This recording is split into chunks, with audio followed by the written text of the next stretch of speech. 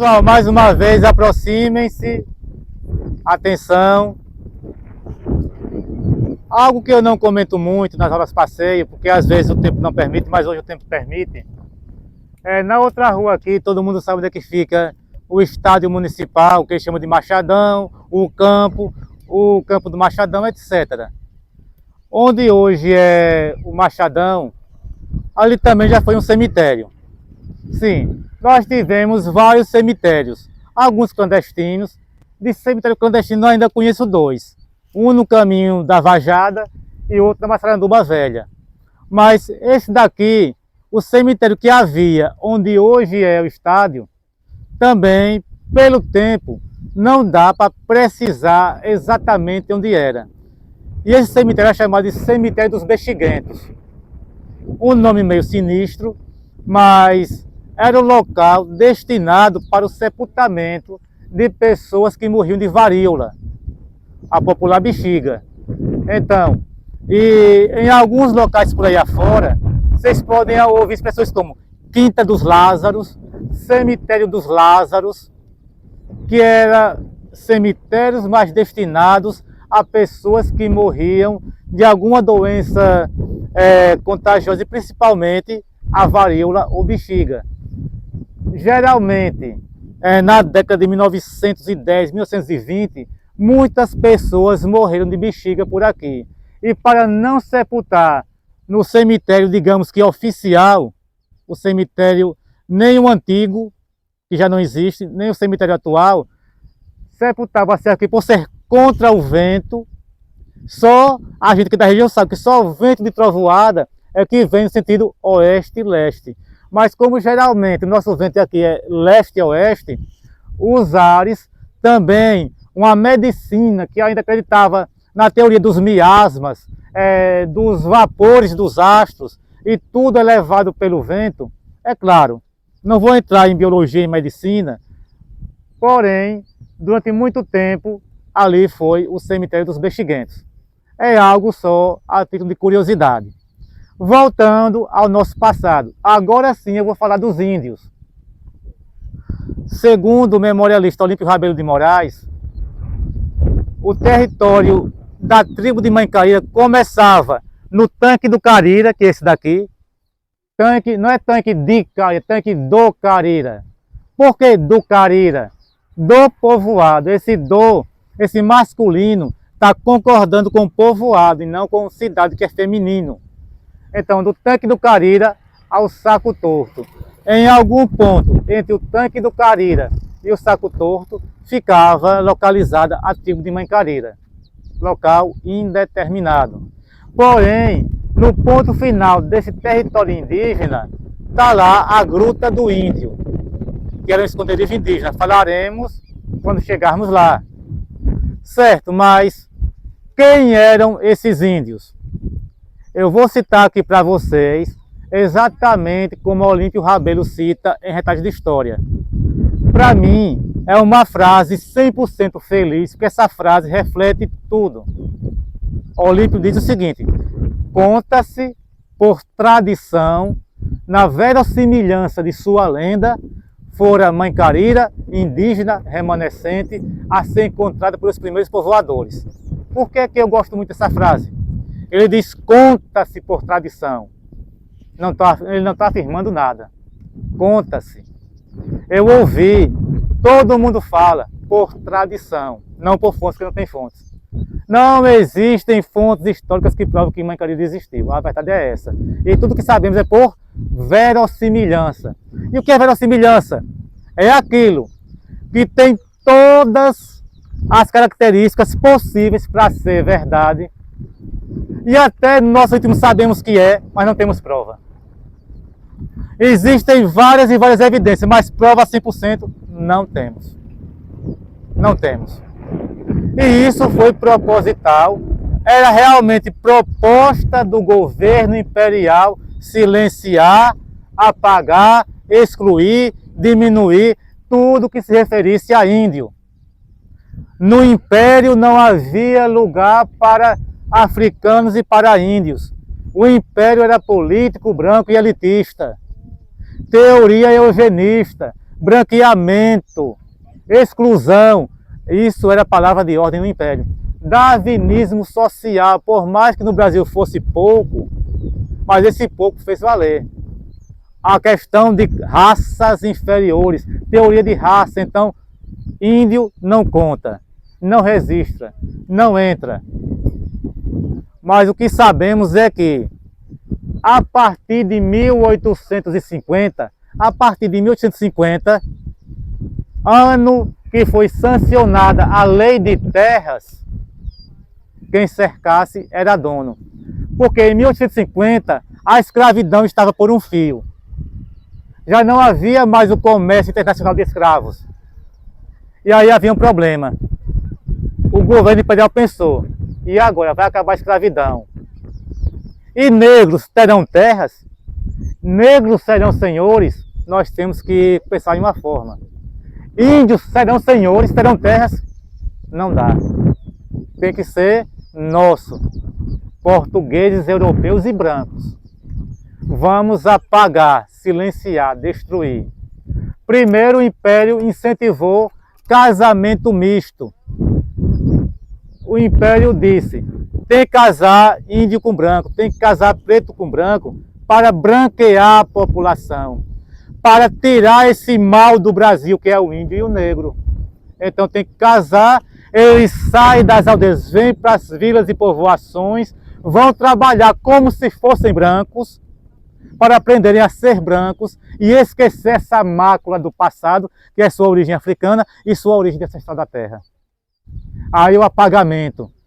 Os índios que haviam aldeados, porque por mais que reclamemos da ação de jesuítas, de capuchinhos e de carmelitas, ainda foram nos aldeamentos carmelitas, jesuítas e capuchinhos, que ainda se manteve um pouco da originalidade. Mas os índios foram morrendo. O genocídio, que é a morte física, e o etnocídio, que é a morte cultural, foi apagando aos poucos. E os poucos índios que sobraram já não eram índios que pertenciam à nação. Cadê os Tupinambá? Não tem. Cadê o Chocó? Não tem.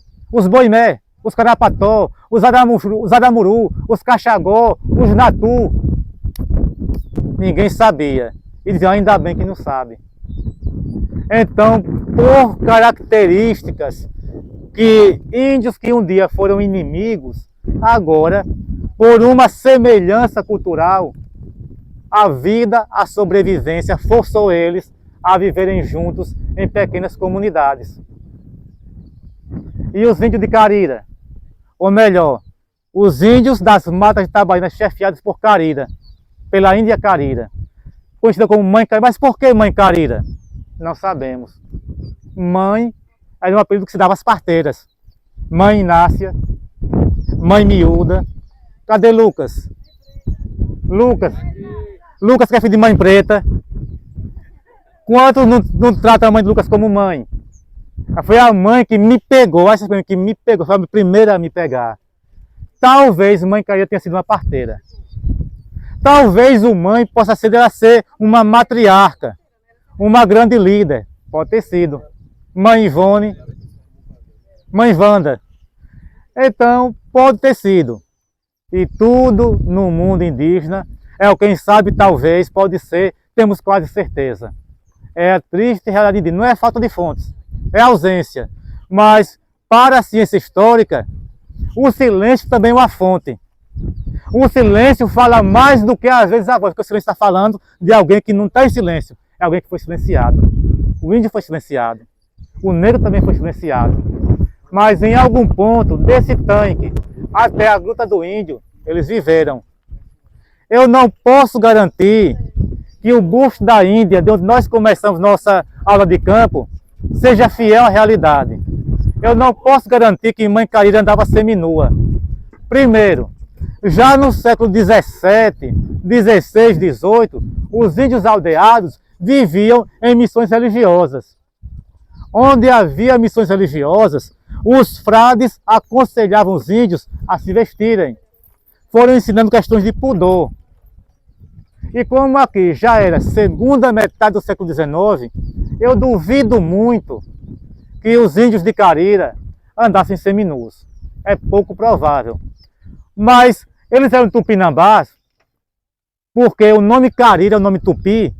Carira, no idioma tupi, segundo o pesquisador Armindo Guaraná, ele escreve isso para um artigo da revista do Instituto Histórico Geográfico do Sergipe da década de 1910, onde ele vai listar o que significa Siriri, o que significa Carira, o que significa Itabaiana, o que significa Itabi, Japaratuba, Japoatã, e botar lá, Carira, do tupi, mel de pau, ou pau de mel. Mas por que mel de pau? Mel de abelha, em árvore. E Brenda, aqui, nossa amiga Brenda, veterinária, me presenteou com um artigo escrito pelo professor Pedro Abelardo, conheci ele na UNIT, e Pedro Abelardo cita, na região de Monte Alegre, Canidé, mais ou menos, da Serra Negra. Olha novamente a Serra Negra perto de Carira. Índios da Serra Negra eram índios coletores de mel. Carira, mel de pau. Seriam os mesmos povos? Há uma possibilidade. Eles eram seminômades. Então, segundo Pedro Abelardo, índios coletores de mel na Serra Negra. Uma índia que se chama mel de pau, ou pau de mel, aqui. Em algum lugar eles viviam.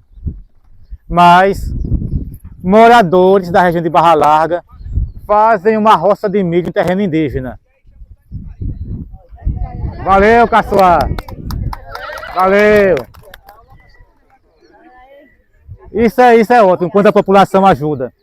Vejam bem, e falava sobre o nome, sobre isso. Então, isso vai dar o nome aos índios. Pode ter sido uma índia Quiriri, o nome Carira, se parece com Quiriri e Carira, mas acredita-se que eram índios misturados. E esses que invadiram o território indígena, nós podemos falar em uma palavra de justiça aos índios, foi roubo, foi invasão. Mas para as leis do Império, quem eram os ilegais eram os índios, que estavam ocupando terreno que pela lei de terra pertencia a quem chegou e cercou. Então, os índios estavam, mesmo clamando por justiça, numa situação ilegal perante o Império, perderam suas terras. Sem terra para plantar, começaram a construir, não se constrói roçado, a fazer um roçado nessa terra que um dia foi sua. Fizeram roçado ou saqueavam o roçado dos invasores, que eram legítimos para o Império. E vem agora uma expressão que muitos nós conhecemos: índio pegado a dente de cachorro. Só adestrar cães para perseguir índio. E foi numa vez, conta a verossimilhança, a nossa tradição, como diz Olímpio, que soltaram cães sobre os índios quando estes tratavam de colher nessa roça. Mãe Carira já era idosa, não aguentou os ferimentos, nem as mordidas dos cães. Não podemos dizer em qual local era o roçado. Aqui, mais para lá, um pouco acima, um pouco para cá, era um roçado. Os cães atacaram. E a índia Mãe Carira fugiu. E ela foi para onde poderia alguém socorrer. Ela foi pedir socorro ao nosso ancestral João Martins. Ancestral meu, por parte de Josefa Teodora, ancestral de Marinho, por causa dos Inácios, e ancestral de muitos por aqui. João Martins acudiu à Índia, tratou dos ferimentos, mas ela veio a falecer. E foi sepultada no local onde o vaqueiro a encontrou. Essa história eu já comentei da capela. E se o assunto é tradição oral, uma tradição carirense quase perdida diz o seguinte, que a índia Mãe Carira, a ser atacada por cães, ela tem lançado uma maldição. Assim como esse sangue corre do meu joelho, esse local vai se acabar dando de sangue pelo joelho. Ela havia lançado essa maldição. Pelo sofrimento, pela sobrevivência, pela dor, pela traição. Não de um povo, mas pela dor que ela sofreu de uma nação que nasceu branca, política e elitista. E que tirou do ancestral o seu direito. Essa é a parte sangrenta de nossa história que Olímpio Rabelo contou através dos mais antigos, que chegou até a mim e eu estou repassando para vocês. E a partir de agora, nós vamos percorrer ponta a ponta, daqui do Tanque do Cari até a Gruta do Índio, passando por onde um dia pertenceu ao ancestral da terra. Começando também no local que é histórico, o Tanque do Carira. Local aqui, já vindo para uma história mais recente, já foi disputa territorial entre o prefeito Gercílio Soares de Lima e a família dos Oséias. Temos alguém aqui dos Oséias. Então, um dia, esse terreno foi em litígio aqui. O tanque é de serventia pública e é público, dizia Gercílio Soares de Lima, o prefeito. Mas Vadinho de Oséia, Rubem de Oséia, Zé de Oséia dizia, opa, é nosso. A gente cerca. Gercílio, eu tiro a cerca. A gente cerca. E assim, eu sei que no final, acabou ficando com os Oséias. Isso vai desembocar em outras histórias, que como eu digo, as histórias que seguem-se a essa trajetória já ficaria muito longo. Fiquemos com os índios, tem que deixar também uma interrogação, né? E o que aconteceu? Senão, a gente fica muito esclarecido. Tem sempre que ter uma interrogação. A partir de agora, vamos passar pelo território indígena. Vamos lá?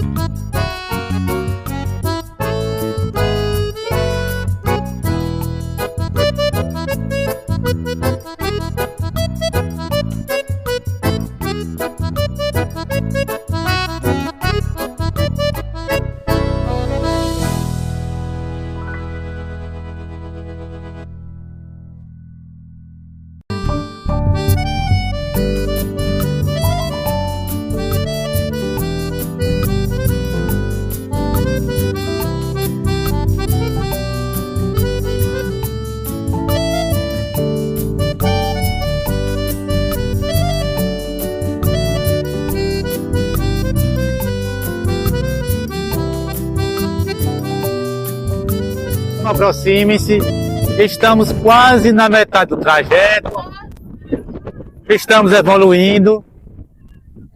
Vamos lá.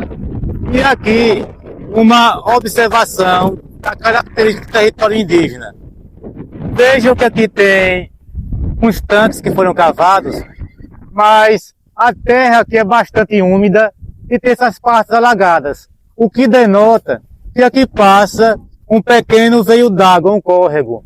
Sofreu alterações, porque aqui já fizeram bastante terraplanagem, teve várias alterações no solo, e hoje tem essa característica. Mas vejam aquela vegetação típica de locais alagados, por ali.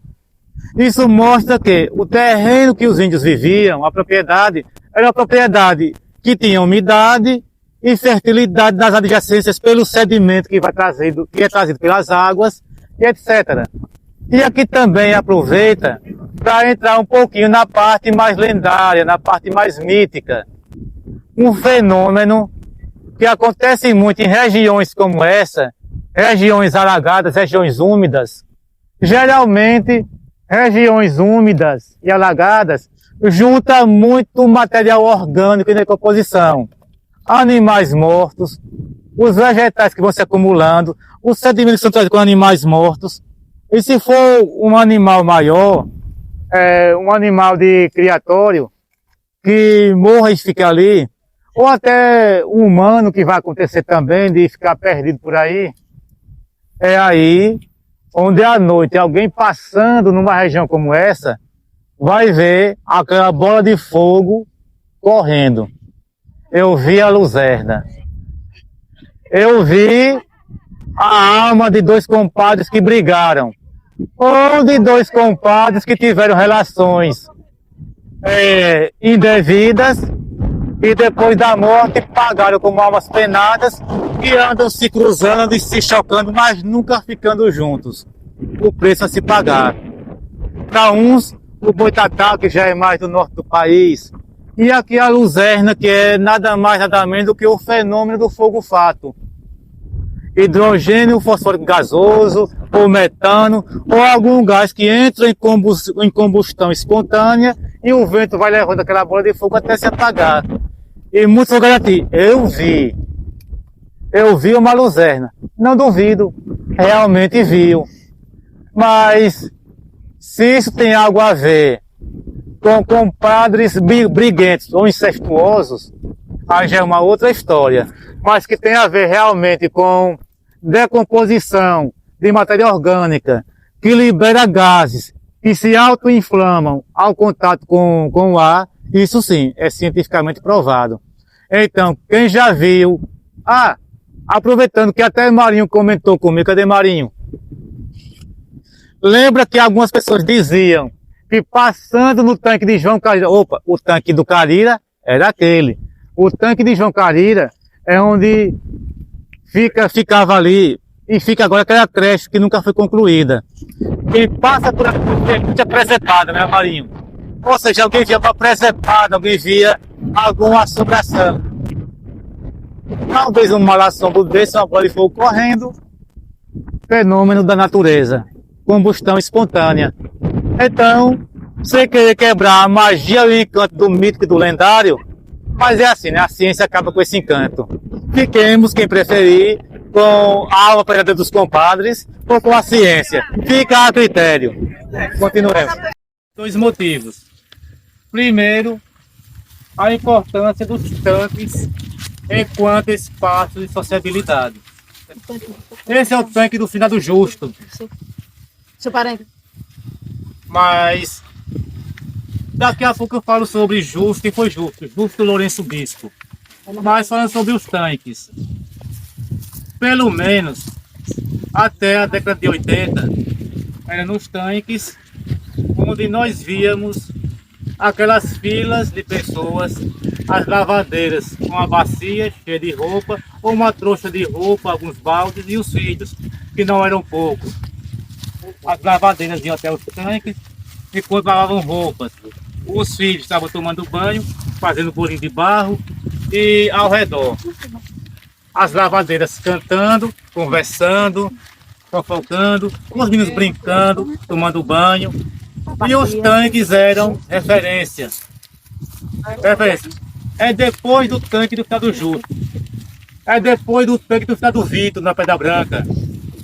É perto daquele tanque onde tem um IP rosa, que tem rosa bonita ali. Rosa ou rosa? É aquele tanque que fica no caminho da Pedra Branca. E as pessoas iam, voltavam. Se passava pessoas, ficavam pessoas. Mostra uma sociabilidade. Local de encontro. Local, às vezes, de acerto de contas, de uma vingança. E também os tanques marcam momentos tristes. Pessoas que morreram afogadas. Alguém que morreu no tanque do Estado Santo, lá nas Cutias. Três pessoas que morreram em um tanque na Lagoa Grande, perto do Gameleiro. Uma tragédia. 3 irmãos que morrem. Pessoas que morreram afogadas. Perto de onde Ricardo mora, no último tanque lá, que um filho de Laurindo, de Miguel Maranhão, morreu afogado. Parece que o mais velho. Hoje as pessoas não morrem quase afogadas em tanque, porque os tanques mal existem. Poluídos, ou o veneno das plantações e das pastagens que acabam indo para lá, eram fonte de serventia. A limpeza do tanque, que era feita em mutirão, chegou a seca, tirar a lama do tanque. E muitas vezes, na falta de um balde de zinco ou de plástico, eram raros de plásticos, tirar aquela lama e num caixote de madeira jogar no paredão. Olha aqui o paredão do tanque, quase coberto pelo mato, mas ainda sobra aqui. O famoso banguê. o Banguê. Então, E tinha um banguê dobrado. sociabilidade, encontro, vivência comunitária, infância de muita gente. Uma árvore que fica perto, onde alguém vai subir. Se for a fruteira, é melhor ainda. Mas e por que esse tanque do Cidade Justo? Um dos grandes patriarcas da Pedra Branca era um africano. Africano, segundo informações, é de seus descendentes. Um neto de Justo uma vez me disse: João Hélio, meu avô veio da África. Ele era africano. O meu avô paterno, que era contemporâneo de Justo, dizia: contemporâneo que se tem, meu avô, enquanto jovem, Justo já era homem feito. Ele dizia: Justo se alforriou. A frase Justo se alforriou, ninguém sabe se ele era um escravo de ganho que acabou conseguindo comprar a própria forria, se ele era negro 13 de maio, que foi alforriado com a lei de 13 de maio, ou se era um quilombola que, para não demonstrar que era um negro fugido, dizia que tinha sido alforriado. Nós não sabemos. Mas quase todo mundo da Pedra Branca, o vizinho aqui que eu cumprimentei, filho de Davi, ele tem sangue. Ele tem sangue de africano. O falecido Jovino, socador de Pífano, os descendentes de Jovino, e quase todos que sobrenome Lourenço Bispo, ou somente Lourenço, ou somente Bispo, tem uma forte tendência a ser descendente desse patriarca africano que passou os últimos dias aqui no povoado Pedra Branca. Isso também para mostrar que a nossa história de Caria não é só sobre vaqueiros e sobre indígenas, também nós temos aqui uma raiz africana. E para não ficar só injusto, também a família Hilário de Freitas, Marinho, que também tem sangue dos Hilário de Freitas. Você também? Localidade aqui que o pessoal chama de África. Por causa disso, é onde morava seu Jovino. E em dezembro tem sempre uma novena lá que ainda é uma homenagem ao saudoso Jovino. Os Hilário de Freitas, os Lourenço Bispo, representam um pouco da nossa africanidade. Ok, pessoal, vamos prosseguir. Por aqui não, porque não tem saída.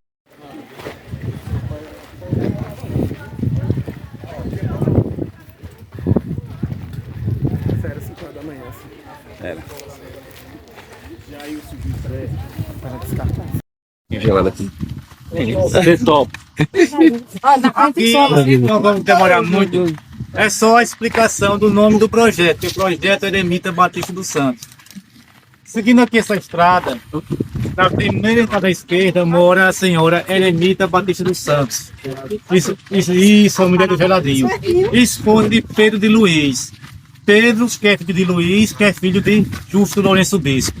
Então, nada mais justo do que colocar nesse projeto, primeiro, homenagear pessoas vivas. O remorso e a ingratidão nos faz homenagear os mortos, porque nunca fizemos nada por eles enquanto vivos.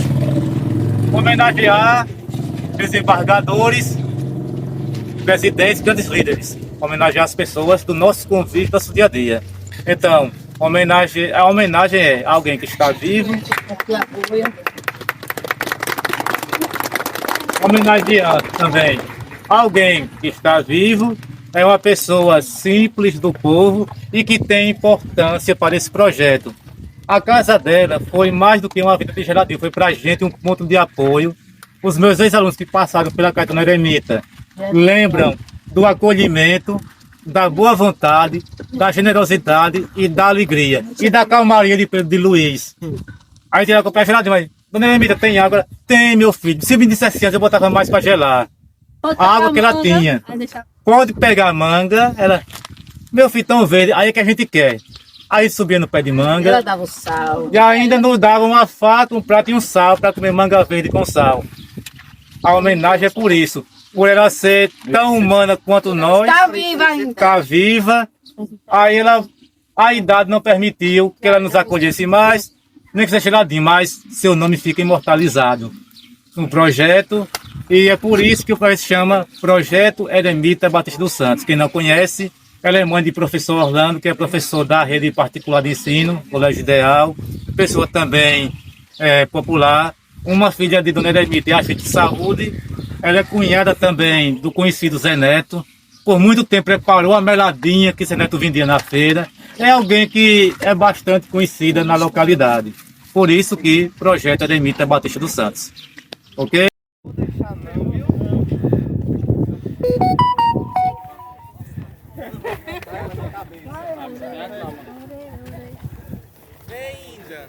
É mesmo a mãe Carira aqui, mas menino! Esqueceram, foi? Estamos com a mãe Carira aqui.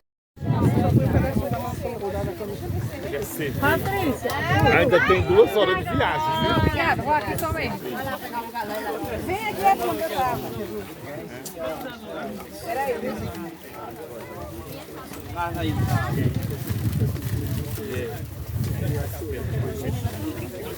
É uma beça.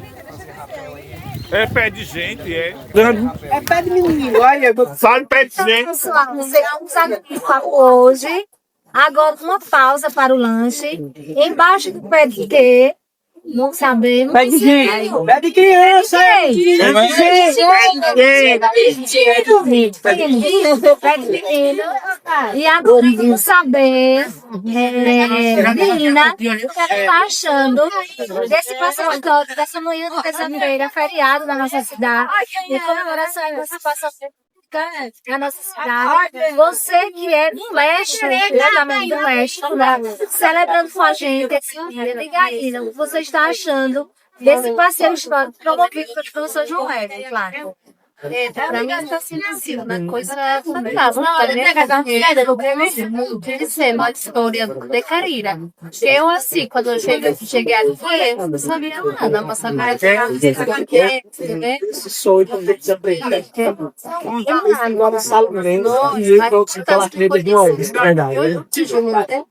E agora a gente começa a entender mais o nosso comportamento, de onde a gente bebe, de reagir a situações. Então, acho que todo esse momento, somos vários, eu, primeiramente, estou aqui, para fazer.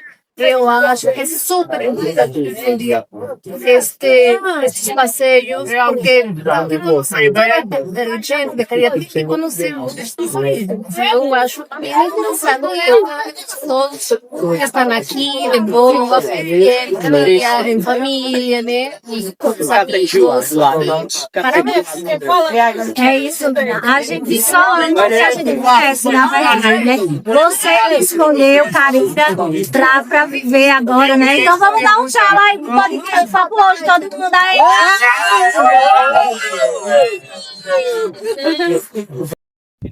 Onde é encontrado artefatos indígenas, cachimbos, pratos de barro, outros utensílios, mas a erosão, a chuva se encarregaram de ir entupindo e não existe mais essa profundidade.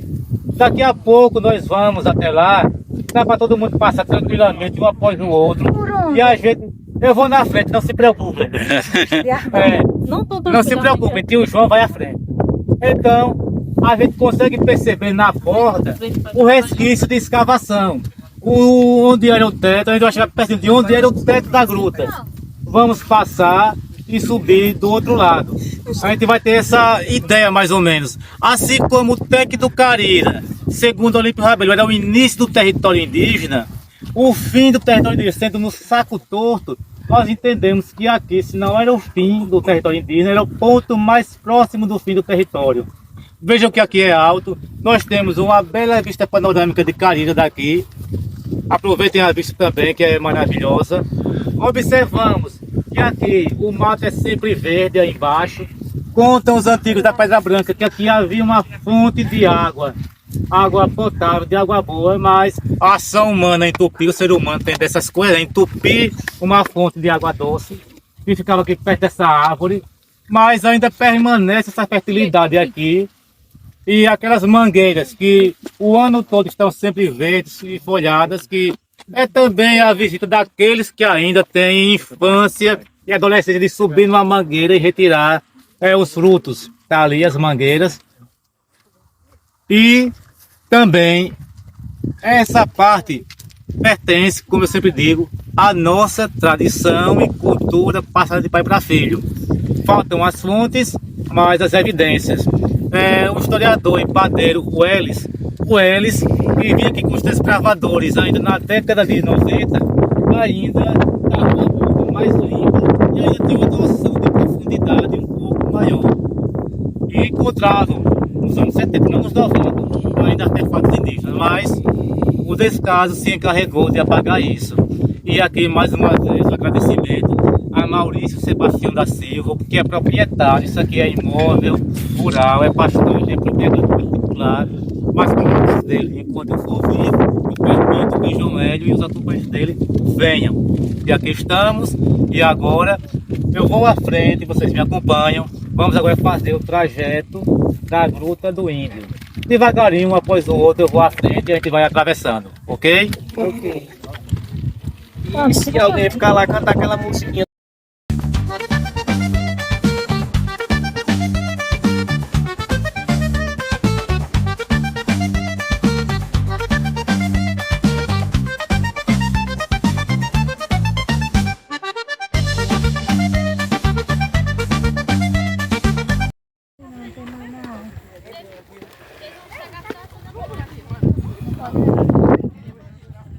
Oi? É mesmo. São índios. É, claro. Não, gente, depois sobe aqui, é? Peguei É. pra minha vida. Então eu não vou descer, não. Então fica ali. Se ele quiser passar aqui por dentro, é só vai em cima.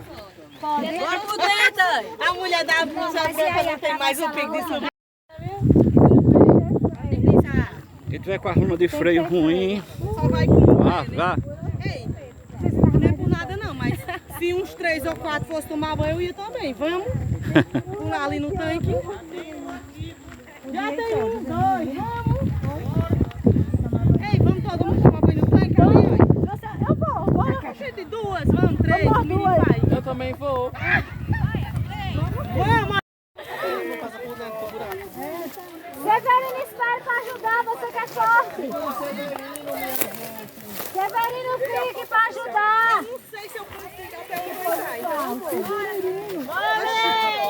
negócio de andar pra ei. Aqui pelo mais fácil, pode chegar aqui. Não lugar mais divertido. É porque ela veio pro lugar mais.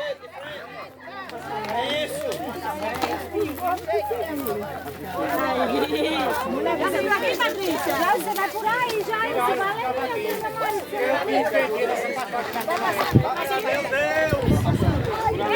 Cheguei!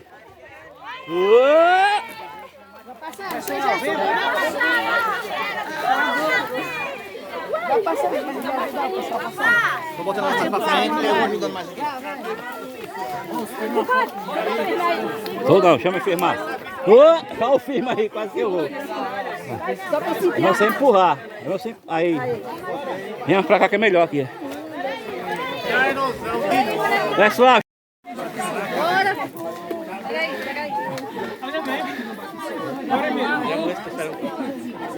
Pronto.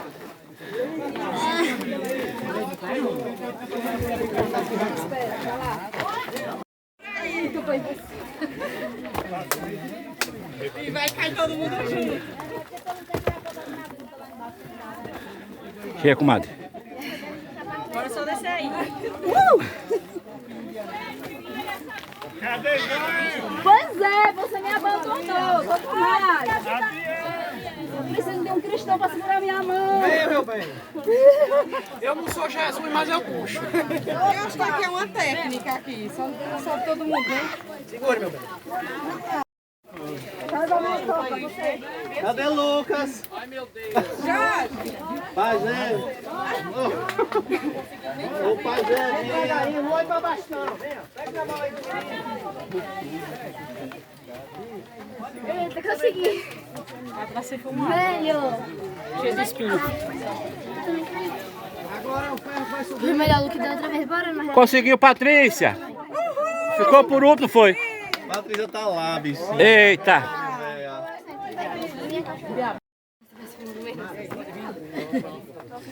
Conseguiu. É, meu querido. Tá vendo que essa pior parte? Eu aí que a parte Então aqui é a gruta. já sua mulher não, minha madrinha, viu? Vai se acostumando. É. Olha lá, bem chamadinha. Como é que eu vou com essa garrafa? Pega a garrafa. Agora pra eu subir aqui, você compra.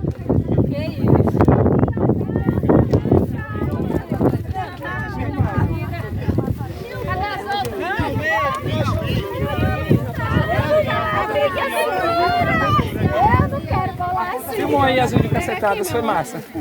Vai ser é o meu medo, era Aqui em cima, né? Você pegou ali, fez o... coisa ali do... Não, gordinho ali dessa. não. Se fizesse também, eu não ia postar, Não não. dá pé. Eu não ia postar, não. Não é, obrigado. O retrato. Quem vai de goleiro? Vamos de goleiro aqui na frente. Carira aqui. É verdade. De goleiro aqui na frente, embaixo aí. Pensando pra caber todo mundo. Né? Um pequeno na frente, você também.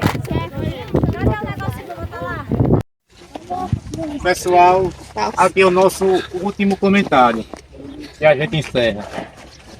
Veja só, nós passamos pela parte mais antiga, estamos na parte mais nova, passamos por ladeiras, algumas íngremes, zona rural, zona urbana.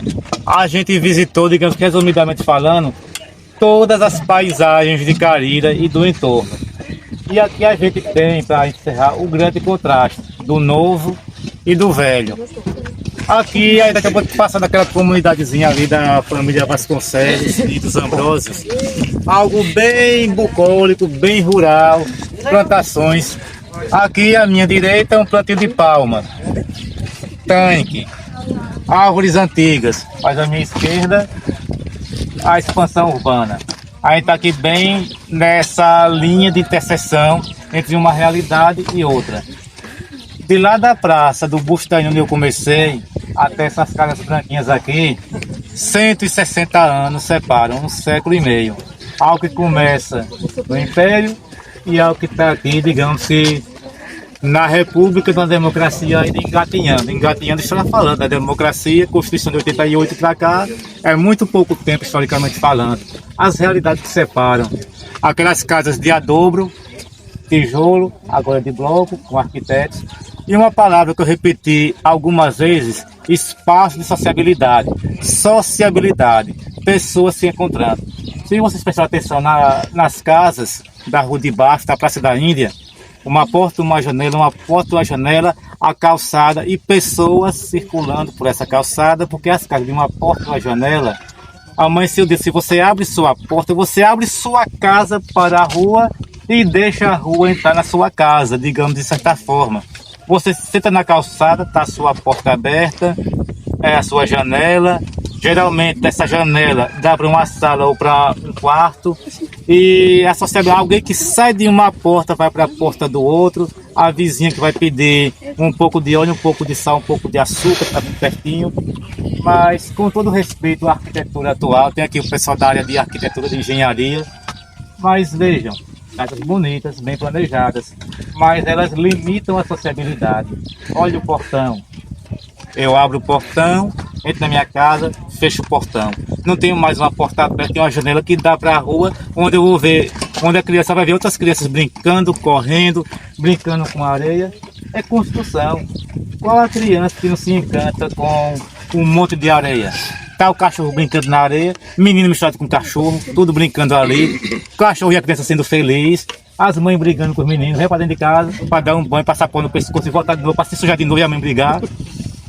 Essa realidade eu acho que não vai existir muito com esse novo formato. É bonito, tem corpo interno, mas e a comunicação com o externo? A palavra que eu falei, sociabilidade, o tanque é sociabilidade, a Catarina ainda é sociabilidade. Pensar em sociabilidade agora, será que vamos depender só da sociabilidade via Instagram, TikTok e outras redes? Serve, não estou dizendo que é inútil não, senão a gente não se comunicaria para estar aqui hoje. Mas só isso é pensar em novos espaços de sociabilidade. E também meio ambiente. Como eu disse, eu não sou da área de biologia não. Mas olhe essa água, olha aqui é um tanque. Veja que vai crescendo aqui esse filete. E veja o solo que tem essa nata esbranquiçada por cima, aqueles minérios que eu falei que vão aflorando a partir da rota. Aqui passa um veio d'água que chega ali nessa extensão.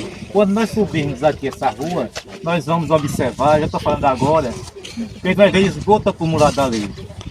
Essa baixa que a gente está vendo aqui, onde tem essa construção, em linha reta e seguindo a baixa, vai até onde nós estávamos quando eu falei do fogo corredor, vai direto para lá. E a água que passa por aqui tem que passar por baixo dessa construção, passar pelos lagos do loteamento, dos lagos do loteamento tem que passar para o outro lado e seguir. Quem pensou isso? Eu sei, cada um pensou na sua rua em como fazer, mas daqui até o tanque beija-flor que com a gotinha d'água vai lá e fica no incêndio. É mais ou menos isso, né? O beija-flor com a gotinha d'água indo para o incêndio que a gente a partir de agora. E assim, como eu fiz alguns agradecimentos no começo, agora meu agradecimento é a cada um de vocês que aceitaram o convite. Parece que eu tenho ao menos um certo respaldo social, porque 50 pessoas, aí eu fiz 50 lembrancinhas e todas foram entregues. Ele só queria fazer 10. Eu disse 50. 10. Eu disse 50. Vai Fiz só 40. Ele só 40. pingado pra 50. acompanhar. Fechou 50 com a Alain. Agradecer a minha esposa, que é uma grande incentivadora. Agradecer a Jailson o Papo Hoje, que acompanhou, filmou e também desde o ano passado que fala sobre isso. A cada um dos amigos, alunos, ex-alunos, pessoas que estão aqui, pessoas que vieram de fora, que abraçaram também esse projeto. A todos vocês, muito obrigado. A partir de agora, encerra-se. A gente vai subindo aqui, ou cada qual agora tomando o seu rumo, o caminho que achar melhor. E como eu disse no começo, pretendo fazer anualmente, pelo menos nos próximos 40 anos, até eu completar 90, estou com 50 agora. Vamos lá. E pelo 2025 já está certo. Para vocês também. Gratidão a Deus a você e olha, desejo que seja 2 vezes por ano. Ai, muito bem.